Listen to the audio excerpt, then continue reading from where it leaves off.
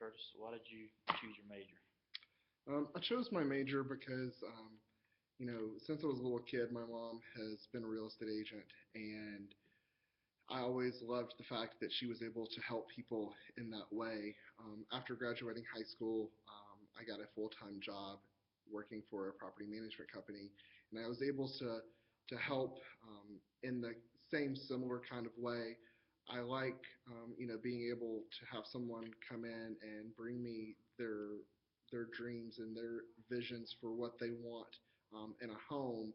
And at that point, when they are bringing it to me, it's just kind of a vague idea. And for me to be able to take all of those things and attributes that they want in a home and deliver it for them. Okay. Uh, what are your three greatest strengths? My three greatest strengths, I would say, are accountability, consistency, and effectiveness.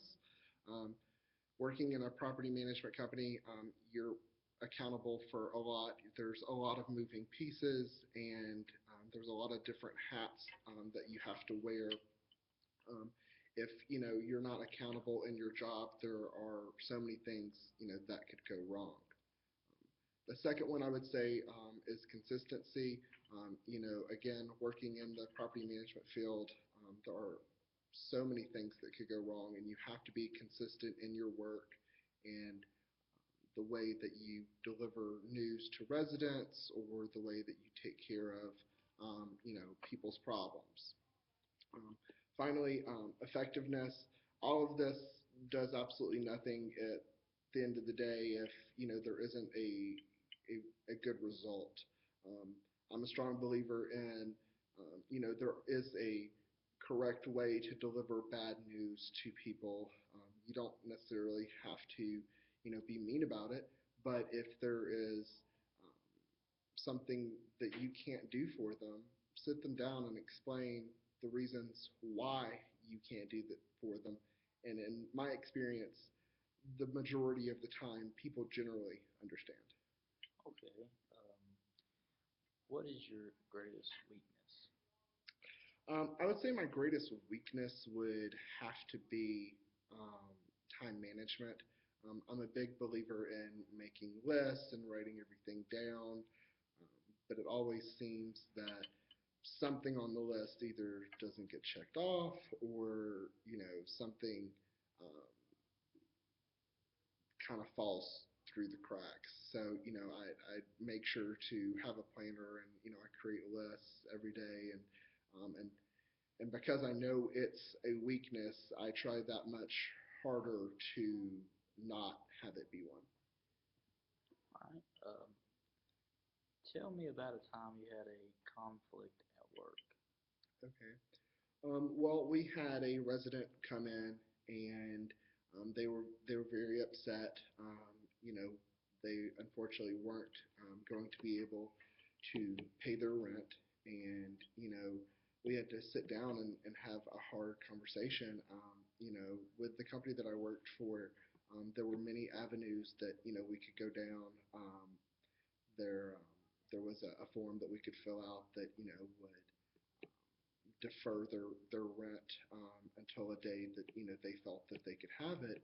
But unfortunately, in this instance, they'd filled out three, and unfortunately, the maximum for our company was three, and it had gotten to the point where it was also time for us to file eviction. And eviction isn't fun for anybody. And so sitting down and having that conversation with them and letting them know that, as great of a person, as they are, I have a lot of close relationships with a lot of my residents. And unfortunately, at the end of the day, explaining to them that, we are still a business. Um, and at the end of the day, rent is due. And so unfortunately, we did have to file eviction on that resident. And at the end of the day, when they walked out of my office, they weren't mad anymore. They kind of understood and could see where I was coming from, and I think that definitely helps a lot. I think telling somebody no doesn't solve any problems, but if you explain to them your reasonings and the standards behind why, you can't not do what you need to do, I think it definitely creates a lot clearer picture for them to walk out and be okay with it. Okay. How do you define leadership? I would define leadership as the ability to not just manage people. I'm a strong believer in, you manage a project, but you lead people. Um, I know that, in past experiences, such as when I worked at, Lowe's Foods, I was the supervisor of about 30 employees.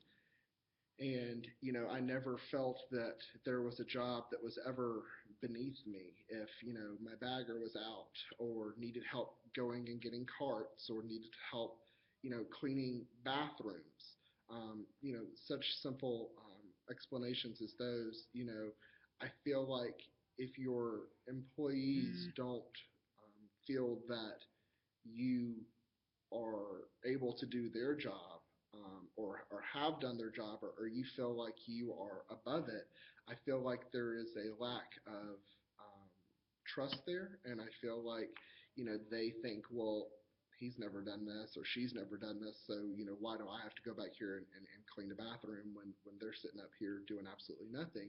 And in a lot of cases, I feel like, the employees don't always understand necessarily, what it is that, you're doing behind the counter, or the ways that you help your customers. But in order to effectively lead somebody, I think they need to know that, you've been in their shoes. And I think that, um, you know, in instances, when you've done your job, and you have a moment to help out a bit, such as, growing and grabbing some carts, when you can tell that, they are, physically exhausted, and just can't do it. I think that, puts in a good amount of, of leadership, and shows skills that, you can kind of do everything. So, and with leadership, it's not about always necessarily doing everything, but having the ability to delegate and know that you can't do everything. So, Okay. Thank you, Curtis. no problem.